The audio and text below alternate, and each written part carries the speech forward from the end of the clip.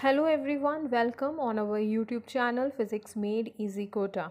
In this video lecture, we are going to learn about the chapter electromagnetic induction. Here are the topics which I am going to explain in this first part of the video lecture. Firstly, I am going to explain about the Faraday's and the Henry experiments and their contribution in electromagnetic induction. What is magnetic flux? That is our next topic. Number third, we are going to understand about the Faraday law of electromagnetic induction. Fourth, Lenz law and conservation of energy, and also I am going to explain about the verification of Lenz law. Electricity and magnetism are interrelated to each other. As moving charge produce magnetism, on the similar lines moving magnetic poles can produce electric current. When there is a change in the magnetic flux linked with the closed circuit, there is a production of induced EMF and hence induced current. That phenomena is known as the electromagnetic induction. The term electromagnetic induction means inducing electricity by magnetism. Faraday and Henry performed certain experiments to explain the concept of electromagnetic induction, and there are certain devices like transformers, electric generators that have been developed on the basis of the experiments of Faraday and Henry, and they are also known as the EMI, that is the electromotive induction. Two famous scientists, Michael Faraday and Joseph Henry, conducted experiments to demonstrate that electric currents are induced in a closed coil subjected to the changing magnetic field. Their experiments help to understand the concept of the electromagnetic induction. Here is one of those experiments performed by them. This experiment shows or help to understand the relation between the electricity and the magnetism, and how the magnetism help to induce the current in the circuit. So for this experiment we need certain things, that is coil, galvanometer and a bar magnet. You can easily observe that a coil is connected to a galvanometer. First of all, take a bar magnet and keep it at a one fixed position, which means that the bar magnet is at rest. When the bar magnet is at rest, there is no change in the magnetic field. If there is no change in the magnetic field, then no current is induced in the coil. That is, the galvanometer show no deflection. Now move the bar magnet close to the coil. You can observe that galvanometer shows deflection, but this deflection is in a particular direction when you are taking a bar magnet closer to the coil. Now take a bar magnet away from the coil and keep an eye on the direction of the deflection shown by the galvanometer. When you take a bar magnet away from the coil, again it shows a deflection but in the opposite direction. So again I am going to perform the same thing and just keep an eye on the deflection shown by a galvanometer. First of all, take a bar magnet closer, then away, that is closer and away. You can easily observe that when you take a bar magnet close to the coil, the deflection is in a one direction. When you take a bar magnet away from the coil, galvanometer shows direction in the opposite direction of the previous one. This shows that the galvanometer shows the presence of the current, that is the movement of the galvanometer, and the deflection shown by the galvanometer indicate the flow of the current in the coil when there is a change in the magnetic field of the bar magnet. But when for both the cases we see that there there is a flow of the current but in the opposite direction. When we take the bar magnet closer to the coil, it shows the deflection in one direction. When you take it away from the coil, again it indicates the flow of the current in the coil but in the opposite direction. Now if you increase the deflection of the galvanometer, and the question is how to increase the deflection of the galvanometer, that is just by moving the bar magnet fastly. You can clearly observe that there is increase in the deflection of the galvanometer as you keep on moving the bar magnet close to the coil, away from the coil fastly. And now for the next case, now just flip the magnet, that is take the south pole of the bar magnet closer to the coil, or move it close to the coil, move it away from the coil, move it little bit faster, increase the movement of the bar magnet, and just keep an eye on the deflection shown by the galvanometer. And again I am going to perform the same concept. Just take the bar magnet closer to the coil, then away from the coil. We see that galvanometer show deflection, but in this time it is in the opposite direction as compared to that shown with the similar movement of the magnet when the north pole is facing towards the coil. So this is the final result that we get from the experiment. Our experiment deals with the position of the magnet and the deflection shown by a galvanometer. So when a magnet is at rest, no deflection in galvanometer. Number 2, magnet move towards the coil, deflection in galvanometer in one direction. Number 3, magnet is held stationary at same position near the coil. Again, no deflection in galvanometer. Galvanometer show deflection in opposite direction when magnet move away from the coil. If you keep the magnet held stationary at a same position away from the coil, again no deflection is shown in a galvanometer. So Faraday conclude that whenever there is a relative motion between a conductor or a coil and a magnetic field, the flux linked with the coil changes, and this change in the flux induces a voltage across a coil or EMF. Consider a small surface of area capital A. Let the unit vector be drawn which is normal to the plane of the surface. If theta be the angle between the unit vector and the uniform magnetic field, then the magnetic flux is defined as phi is equal to BA cos theta. Actually, magnetic flux is defined as the total number of magnetic lines passing through a given surface. Magnetic flux is a scalar quantity and its SI unit is Weber. And Weber has also a definition in respect to the quantities involved in defining the magnetic flux. So it is a flux produced when uniform magnetic field of 1 Tesla crosses normally an area of 1 meter square. And the CGS unit of magnetic flux is Maxwell. Weber and Maxwell has a relation that we can convert one system of unit into another. That is 1 Weber is equal to 10 raised to power 8 Maxwell. Faraday performed experiments, and on the basis of his experiment, he defined the law of electromagnetic induction. There are two laws of electromagnetic induction. The first one is known as the Faraday's first law of electromagnetic induction, which is also known as the qualitative law. This law states that whenever magnetic flux linked with a closed conductor changes, an EMF is induced in it, and this induced EMF lasts so long as the change in magnetic flux continues in the coil. Second law, also known as the quantitative law.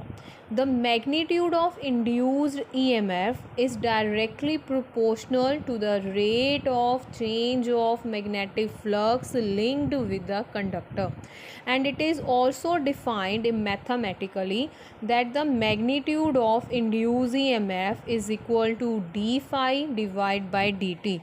Here phi represents the magnetic flux that keep on changing, and both are directly proportional to each other. Now we are going to understand about the Lenz law.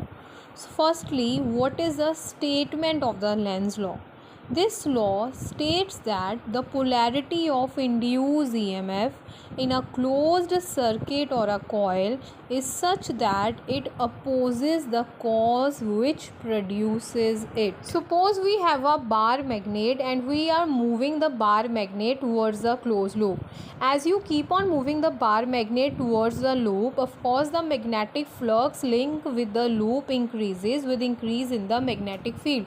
But if you observe the diagram that shown in this video, that is in the given slide, if you try to increase the flux through the loop, the induced field will oppose the increase, and if you try to decrease the flux through the loop by moving the bar magnet away from the loop, then the induced field will replace that decrease.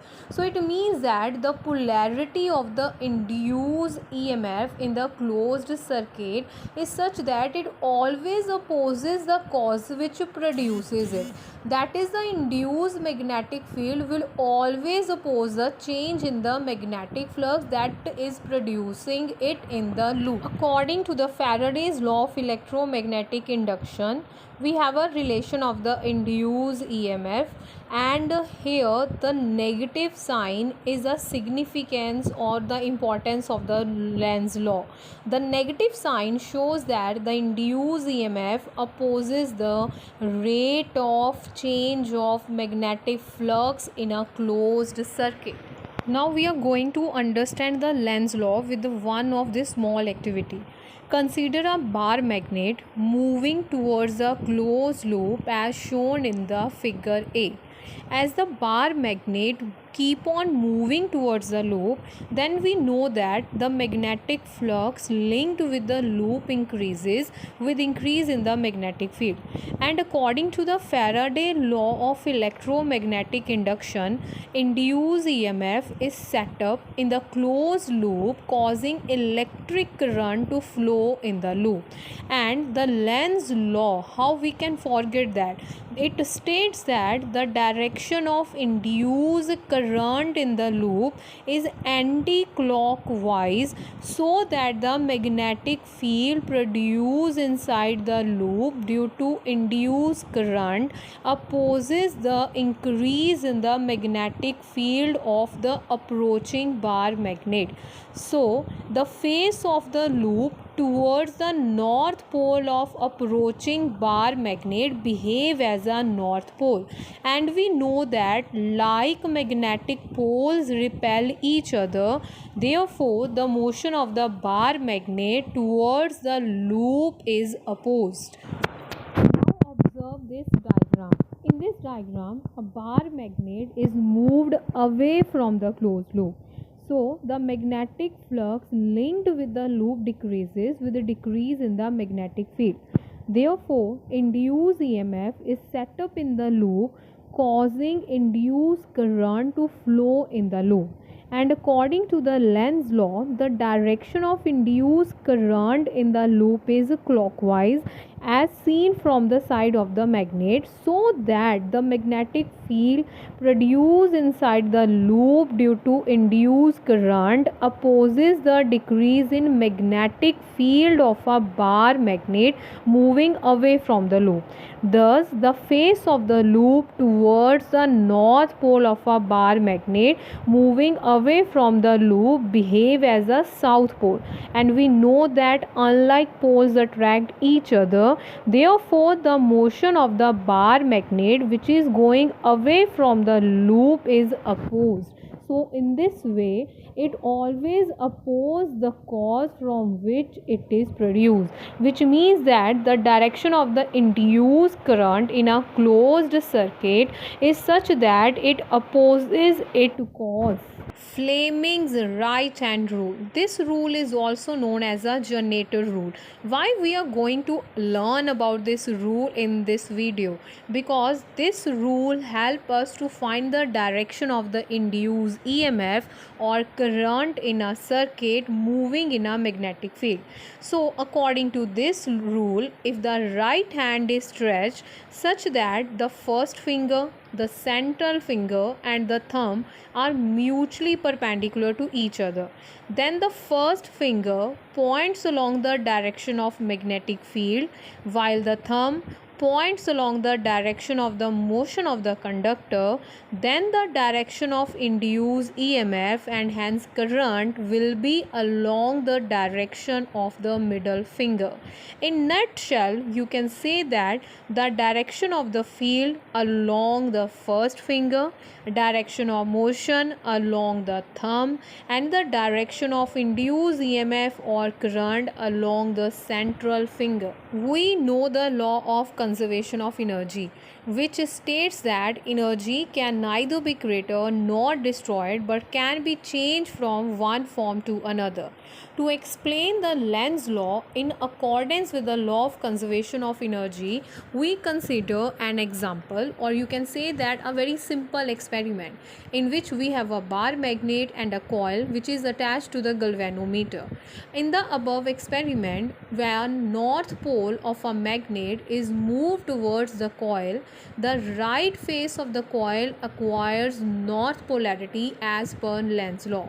Therefore, work has to be done against the force of repulsion because like poles repel each other, and we have to do this work to overcome or against the force of repulsion in bringing the magnet closer to the coil. Now for the same experiment, when the north pole of a magnet is moved away, south pole develops on the right face of the coil as per the Lenz law. Therefore, work has to be done now against the force of attraction in taking the magnet away from the coil. This mechanical work in moving the magnet with respect to the coil changes into electrical energy producing induced current. Hence energy transformation take place, and we can say that Lenz law is a consequence of the conservation of energy. Now it's a time to verify the Lenz law that we already studied. Now for the verification of the Lenz law, we have an experimental setup.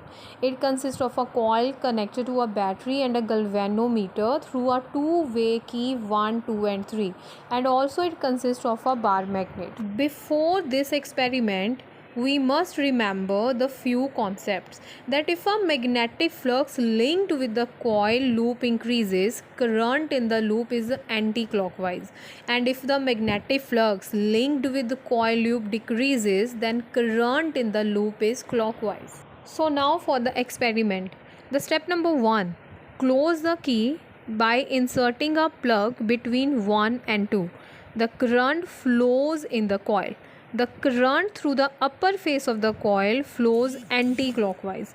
So this face of the coil acts as a north pole and the galvanometer shows deflection. Let the galvanometer show deflection to the right side. Now we are going further for the step number 2. Now remove the plug from the 1 and 2 and insert it between the points 2 and 3. The battery does not send any current in the coil because now the battery is unplugged. Now move a bar magnet towards the coil with its north pole pointing towards the coil. You see that the galvanometer shows a deflection towards the right side. It indicates that the induced current through the upper face of the coil is in a clockwise direction, and hence upper face of the coil acts as a north pole. It opposes the motion of the magnet towards the coil, which is the cause of the induced current in the coil. Now further, step number 3. when the magnet is moved away from the coil. Galvanometer shows a deflection towards the left side.